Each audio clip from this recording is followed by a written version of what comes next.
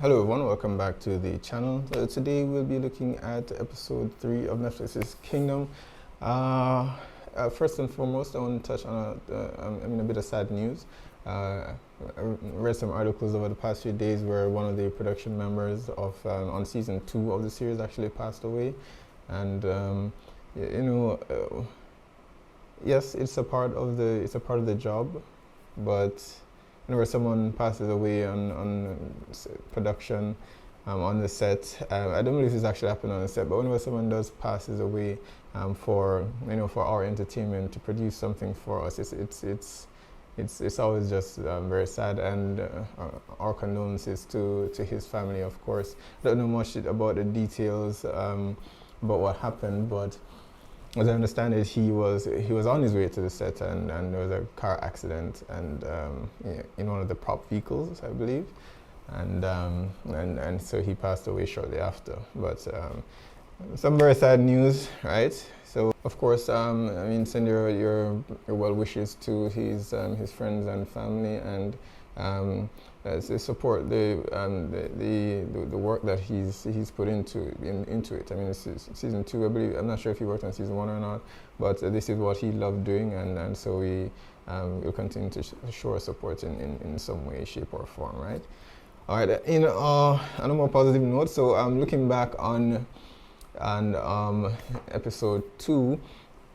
We caught up with Prince Chang and his bodyguard, who went eventually got to the clinic, where some time had passed, and we took them a few days to actually get there, to make the journey there.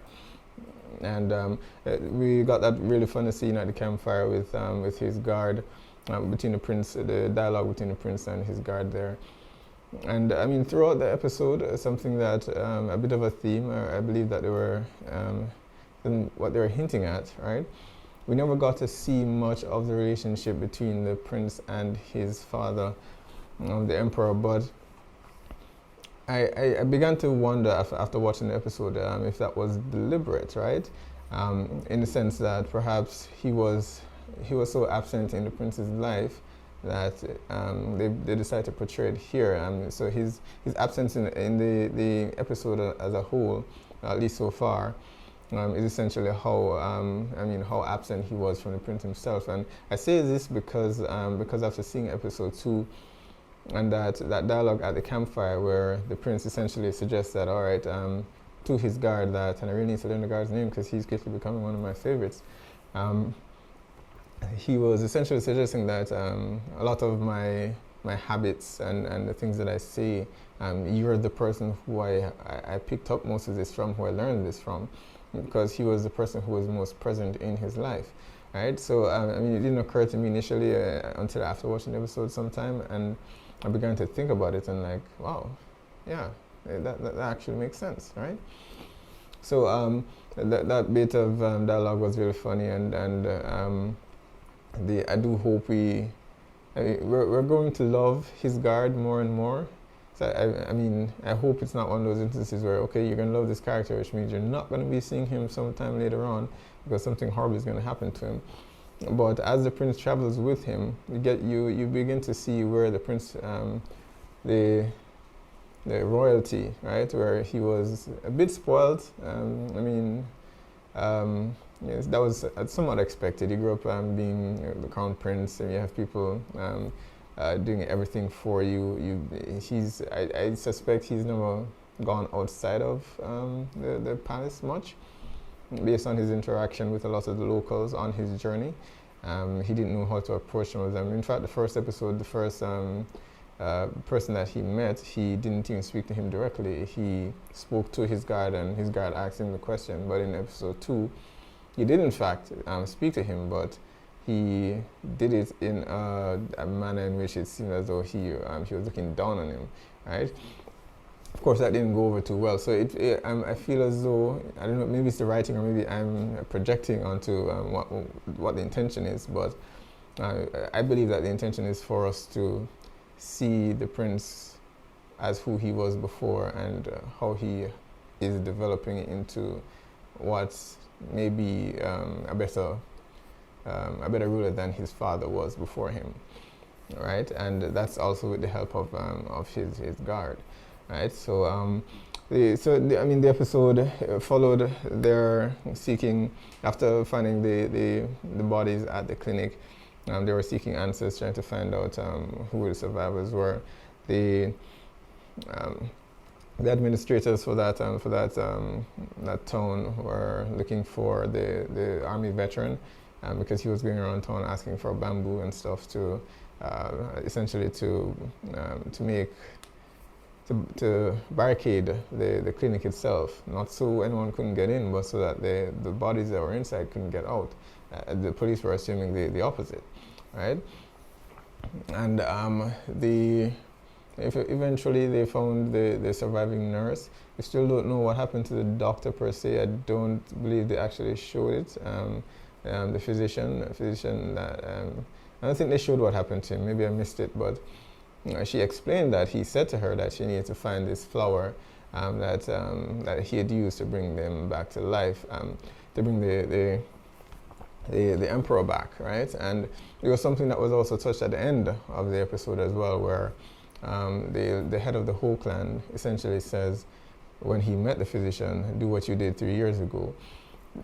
Sorry, implying that this is something that has actually happened before, and he's using it to his advantage, right? And that's something that I'm interested to see them explore later on, because clearly, if it did happen before, they knew how to combat it, how to eradicate it. It could just be a case where he clearly knows more than what he's saying, but obviously the common folk, the people who are around now do not, because you can see in their reaction when the bodies began to reanimate themselves and come back to life. They were genuinely surprised. So it's not something that the common folk know about, but the higher-ups seem to know, or at least some of them seem to know about it. All right, so eventually the prince found his way back to the clinic in order to find the journals left behind by the physician as proof, so that he could take it back home.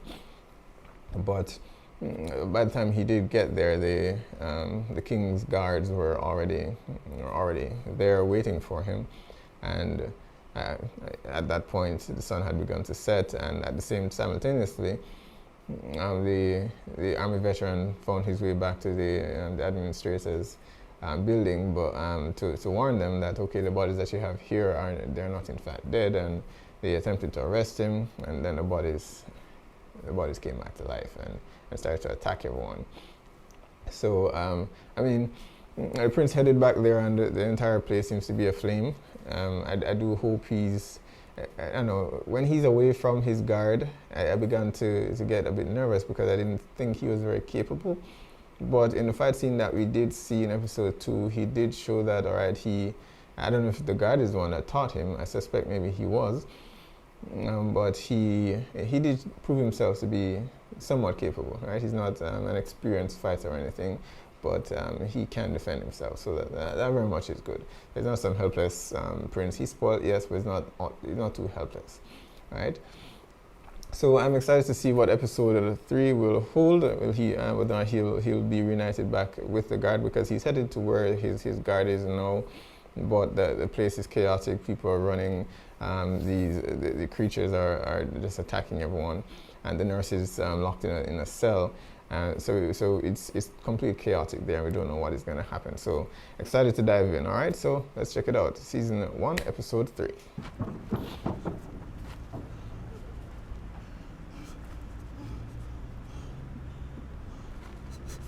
It's funny. It's the reverse.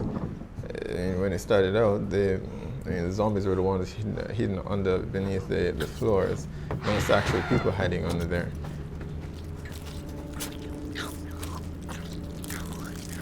Next, I'm guessing this is at the administrator's office.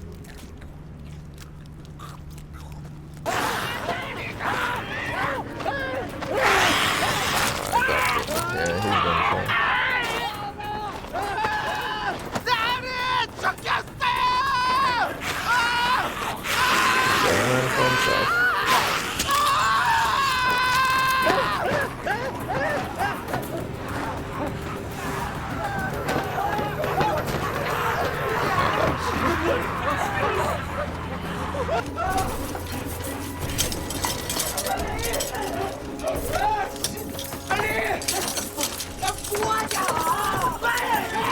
not helping.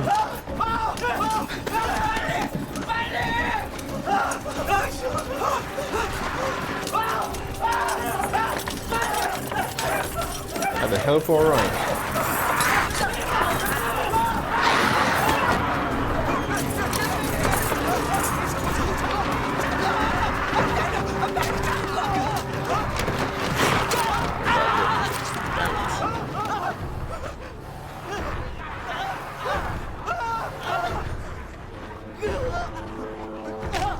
Yeah, this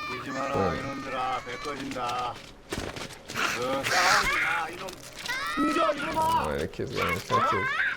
이놈 흉진다니까 그러네 지금.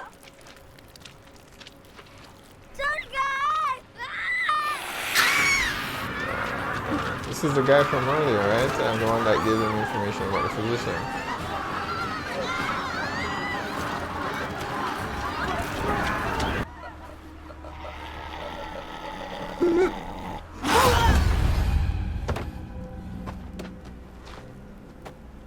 덕이야, 여기 있어. 엄마가 동생 찾아올게. Stay hidden. Stay hidden, kid. Oh, damn it. Don't tell me she was already bitten.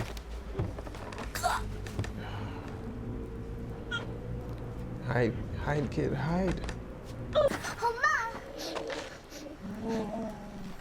왜 그래? 무서워. Someone gonna save her?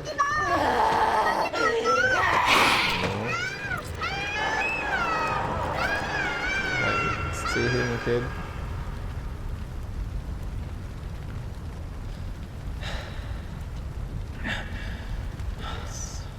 Not much you can do.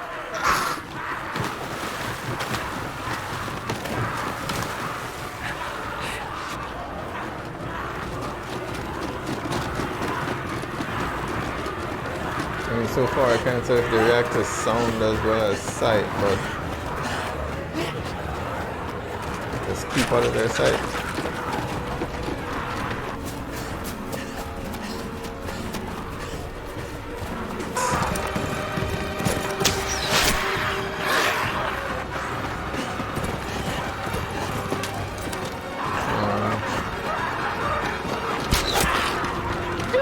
Your roots should collapse and do. Get up, get up, get up.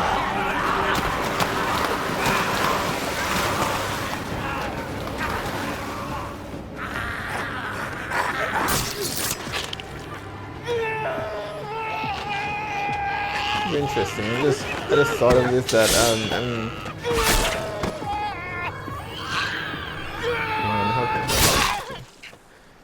yeah, like in The Walking Dead. It's funny in Game of Thrones. It's you know, I do wonder if he's the one that somehow responsible for the king being infected. 전하께서 마실 것 먹을 것 부족함 없이 잘 모셔야 할 것이다.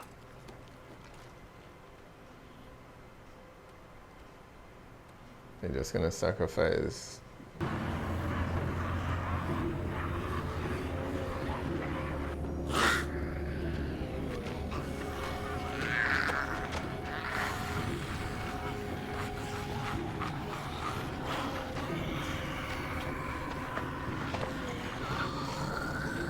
Some of the survivors. Why do they keep hiding under the floors? I mean, I think this guy survived.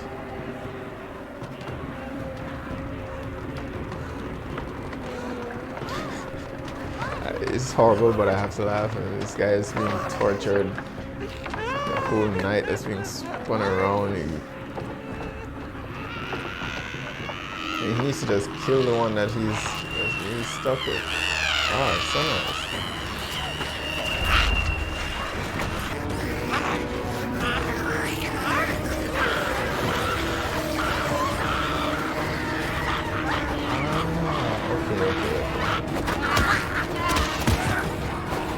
Last episode, I was wondering how the hell did they get beneath the building floors at the clinic. I guess when the sun comes up, it's a tough job. I mean, you know he's not gonna wake up, but you never know.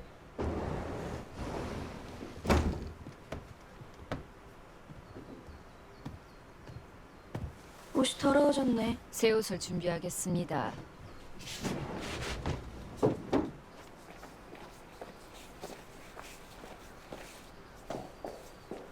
Has the ability, but has the ability to treat the peasants like they're expendable. But I don't know. It feels as though a lot of them. I guess it's not as simple as just rebelling, getting up one day and rebelling under the threat that you're in tax. Like you just wake up the next morning and everywhere it's just abandoned. Obviously they couldn't have gotten far, but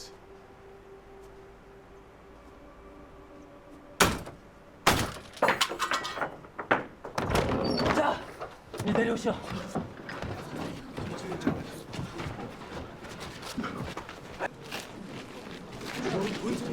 well, I guess news isn't out yet that he's been charged with treason.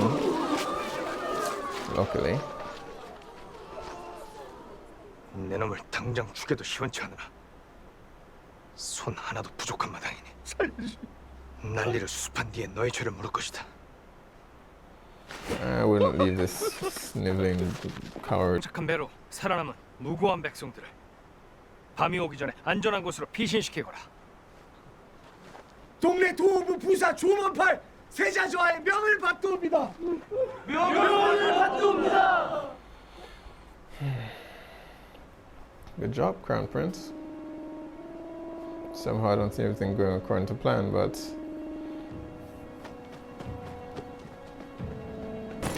as it is now, the whole clan, they haven't been able to get their hands on him, but they haven't had an excuse to kill him just yet, and this could be just what they were waiting for. 퇴적 대감은 안에서 기다리고 계십니다. They could have him assassinated under the guise of a quarantine, saying that he was infected, the entire region was infected, and they had to kill everyone. 서감이 조학주 대감의 사람이라는 걸 압니다. 그래도 대감은 시시비비를 아시는 분이라 생각해서 말씀드리는 겁니다. 믿을 수가 없습니다. 그럴 리가 없어요. 진실을 확인할 수 있는 방법은 하나뿐입니다. 강령전으로 갑시다. 가서 전화를 받. Whatsoever here. 노모의 3년상 중이라 지금은 고향 땅에 웅크리고 계시지만 그분이 움직이면 경상 땅의 모든 유림과 백성들이 그 뒤를 따를 것입니다. Someone whose influence rivals Cho Hye-Jun.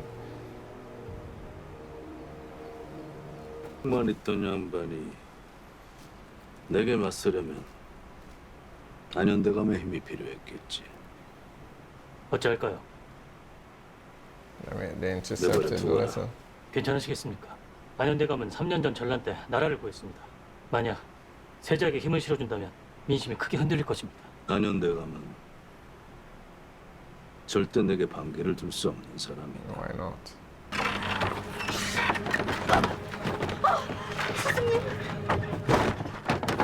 이게 무슨 일입니까? 이렇지 않았어. So what? Position is fine. So what did happen to him? 한양에선 이렇지 않았다. 단이는 물리고 난 뒤 며칠을 앓다가 사람의 못으로 죽었거든. 이 병을 고칠 수 있다. 병장일지에 모든 걸 기록해 놓았다. 모든 걸.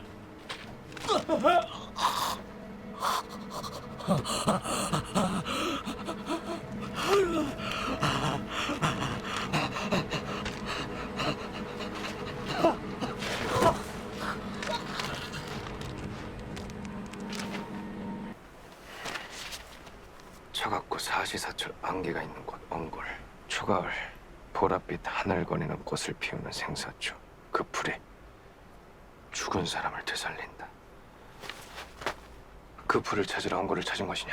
그 풀을 찾아 살펴보면 병자들을 고칠 수 있는 방도가 있지 않을까 싶어 찾아갔는데. He seems to be quite fascinated with the physician. 걱정하지 마시고 편히 쉬시오. 이왕 나으리.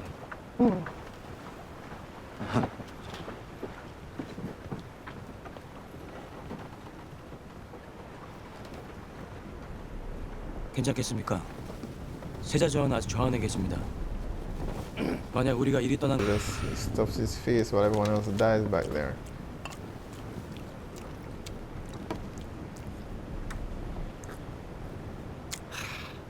에헤이 참 걱정 말게.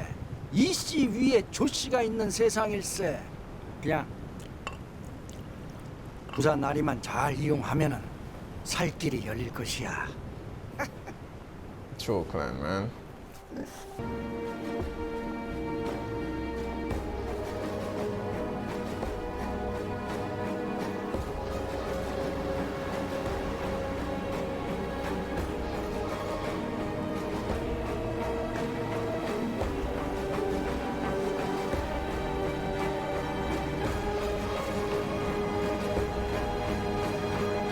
So there you have it, season 1, episode 3, and I mean, a lot has happened this episode.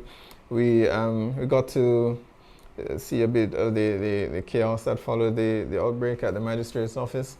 At the onset of things, I mean, the Crown Prince himself, it wasn't essentially the focus of this episode, but I think it was geared more towards the relationship between the people, the peasants, the common folk here, and the aristocrats and the leaders of the country, to kind of give us an idea as to how huge the disparity is between the two, right? And I think they cemented that pretty much. One of the magistrates, the head magistrate there, there's a bit of hope for him. He clearly has a conscience. I mean, initially when we saw him last episode, he just seemed like a buffoon who was not fit for the position that he held. But it's clear that he does, I don't know, he cares about people so long as it suits him, right? I mean, that's really the vibe that I'm getting from him. He seems to have become somewhat infatuated with the female physician here. And clearly she's a bit ignorant of the fact that he is, but I'm for that. He's not once been able to put anyone's well-being above his own. So I see a situation, or at least I wouldn't put it past him to end up in a situation where it's her or him, and he chooses to just run away. But I mean, it would be a good turning point if he did become a character that we didn't have a lot of faith in initially, but later on we do. Sort of like the father in Walking Dead, is his name Gabe or something like that, who was just outright cowardly and left his congregation outside to die, but later on he became something of a badass. Still a conflicted character, but an improvement, right? So we may see something similar here with this magistrate. The prince, the magistrate's assistant who locked everyone outside the barracks, left them to die. I don't see any redemption for him. He clearly has his own agenda. He knows the players on the board and the Cho clan, who seems to have an influence everywhere, and so he knows, okay, if I stay on their side, if I don't offend them, I do what they want, then it doesn't matter what the prince wants or whether the prince plans to kill me and my family later on. I'll be fine so long as the Cho clan comes on top. Right, so they chose to, rather than find and burn the bodies, they decided, all right, hey, there's one ship left and there's no way for all of us to fit on it, so we're just going to take all the higher ups and all the aristocrats and all the royalties, and we're just going to take the ship, take a couple of the men from the army to protect us, and we're just going to leave everyone there to die. And so he does just that. But again, he lied to the magistrate. So I'm not too sure even if he did tell him, if he wouldn't have gone with him anyway, because he has not redeemed himself quite yet. But he lied to him, and clearly things will not go very well for them, since one of the passengers on board, I believe the previous magistrate's mom, actually brought his body with her on board the ship. And she was objecting to them burning the bodies before, which I understand. I mean, Korean culture, they value it's something that's sacred to them. I mean, the body of those that have passed away, or in remembrance of those that have passed away, right? I mean, in this particular situation, I mean, it's a bit extreme. It's an extreme situation that calls for extreme measures. So, I mean, irrespective of whatever what the culture and our values are, I mean, if you don't do something about the bodies, it's going to lead to more casualties, which the prince, in fact, did say. And of course, initially they wanted to separate the peasants from those that were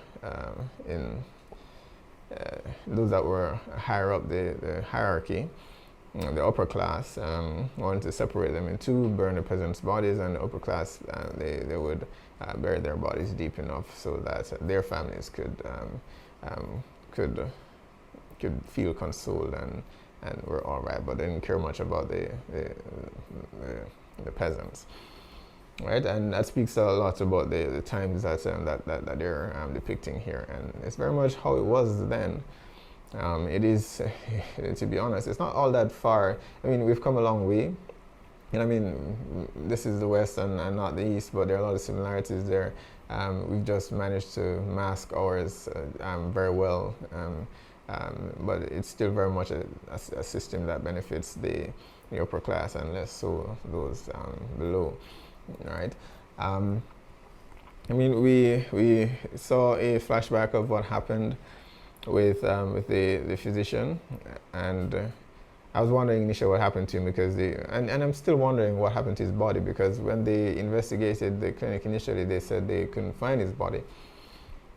Sorry, but clearly he was still there, unless the physician and the veteran here actually buried his body out of respect after he passed away. But he did explain to them, all right, the virus, whatever it is, the disease seems to be evolving, right? Initially when he did it and at the palace, the people who were bitten and infected, they just passed away from the infection. It didn't, they weren't revived as some monster, right? But I don't know how he could not know unless he left the palace before the king himself came back to life. And well, I mean, perhaps that is what happened, because I do recall a scene, maybe last episode or the episode before, where when he did treat him initially, and he said, "Okay, the king has passed away," just as the royal physician had suggested, and Cho Hak-jo essentially said, "What are you talking about? The king is alive," right? So perhaps he left before he could see the full extent of what happened. But Cho Hak-jo seems to know more than he does, which is surprising, but he's been around a lot longer. And he clearly was not pleased with how the king himself was ruling, right? And it begs the question as whether or not he was responsible for infecting the king in the first place. Not with the herb, but the disease that caused him to pass away in the first place. But he clearly wanted to secure power for himself. So I wouldn't put it past him. And perhaps he was expecting the king to die in time, or just up until the queen gave birth, but he passed away a lot sooner than he anticipated. But we'll learn more about that further down the line, I hope. I mean, at the very least, the prince now knows the truth. He found the journal, read it, and saw the notations that the physician made, and where he noted the king passed away. Then they used some acupuncture needles dipped in the herb that they found, and pierced him with it, his forehead. And I think that essentially that's what they were showing, that they show at the intro, the very beautiful intro that we see on every episode. And shortly after, the king was somehow revived. But the virus has obviously taken on, as it moves from one person to the next. We noticed that even from the very first time we saw it take effect, the time between the person being reanimated from one to another seems to increase each time. So from the very first time that we saw it, aside from the king's passing, when the army veteran fed the people at the clinic the body, it took a while for it to take effect, although they weren't bitten; they were consuming it, which usually with medicine of any sort, usually if you take it orally, it takes longer to take effect than if it was directly in your bloodstream, right? So I initially thought that had something to do with it, and maybe it does, but in this case, the virus seems to be adapting, and so it's the transformations are happening a lot faster now, which should should work for their benefit to some extent, because at least at this point they can tell who's infected from who's not. I mean, we're calling back on Walking Dead again. Once someone is bitten, they can hide the wound, and it's not immediately apparent that, okay, this person is infected and maybe you should quarantine them, or in the worst case scenario, you need to put them to rest, right? But here, the effect is almost immediate, so at the very least you can quarantine those who need to be quarantined, and you don't have to lock everyone outside the barricade like that idiot did earlier. If you're infected, you will know, right? So they're stuck there at the magistrate's office. The bodies that have crawled under and hidden. We now know that is what happened when the sun rises. They hit the sunlight. It doesn't appear to kill them, because at least a few were exposed to the sunlight longer than others, and they freaked out, but they didn't die. So it doesn't kill them, they just don't like it, right? And we saw where they ran under the building floors, and they'll continue to sleep there until the sun goes down. And so they're stuck there now. They weren't able to get rid of them, bury them, burn them, or anything to that extent. They'll have to try to now that they've been abandoned, and unless they make evacuation a priority, right? Now, outside of that, there seems to be this one guy that everyone is attempting to get on their side. Seung-Ryong or something. I may be messing the name up. Yeah, but the prince seems to have known him. They showed a flashback of him as a child, and he told him, well, he needs to stay alive, right? So they seem to be acquainted. The prince says he needs to get more people on his side, right? If he's going to go up against the head of the Cho clan. So everyone seems to be seeking this guy's aid, because he's this well-known guy who helped end the last war, and so the people know him, people remember him, and whoever he's backing, the people are much more likely to follow that person. But interestingly enough, Cho Hak-jo says that this guy will not oppose him under any circumstances. So you might wonder what happened in the war back then. Is it related to the outbreak now, since Cho Hak-jo says that this has happened before, 3 years ago, right? So is it related to what happened back then? Maybe.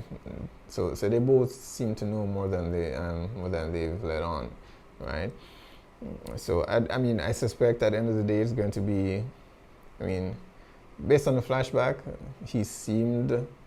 Like he would favor the prince more so than the Cho clan. So all we gotta do, we can only wait and see what happens. But I suspect the prince is going to be heading there to try to get as much aid as possible before challenging the Cho clan. And Cho Hak-jo, I don't know if now he knows him. From the last scene that we saw here, he looks pissed. But someone found the body or the head of his son, and I'm assuming we'll take it back to him. And he's not going to be too pleased. I suspect, not that he was pleased with the prince to begin with, but he's probably going to be going for blood now, and put a lot more resources and energy into having the prince killed. And as I mentioned before, he now has the perfect excuse. Given that an outbreak has happened in that region, he can now say, hey, we need to quarantine that entire area for the safety of everyone else. And so the prince died while they were quarantining or purifying that area. The prince died by some mysterious means, right? So it's a perfect excuse for him to get rid of the prince, especially now that he or will eventually find out that his son has now died. So I mean, I'm still a bit unclear as to what the queen's intentions are. She's going along with everything.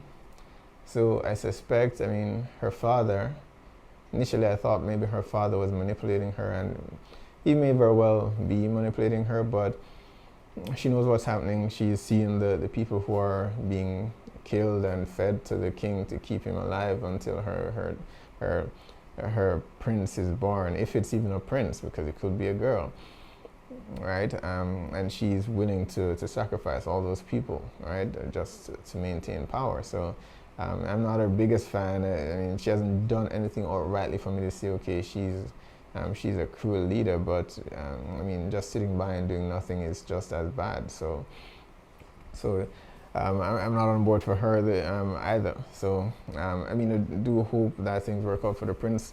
We'll see next episode whether or not they make it, or whether or not the Cho clan will intercept them before they're able to get to them, and why this guy is so important to everyone. I mean, we have an idea why, but I mean, there must be someone else. But so there's a lot of speculations to be made, but can't wait to see the next episode, to see more revelations about the current as well as the past, because I'm really interested to know what happened 3 years ago, the war that happened, how it happened, whether or not the undead had a hand in that war, right? So. All right, that is it. Be sure to post on your comments below what your theories are. What do you think about the current climate? What do you think may have happened in the past that has the Cho Hak-jo so confident that this guy will not under any circumstances betray him? All right, so post on your comments. Let me know if you like the content here. Be sure to hit like or subscribe, and I'll see you guys for the next one.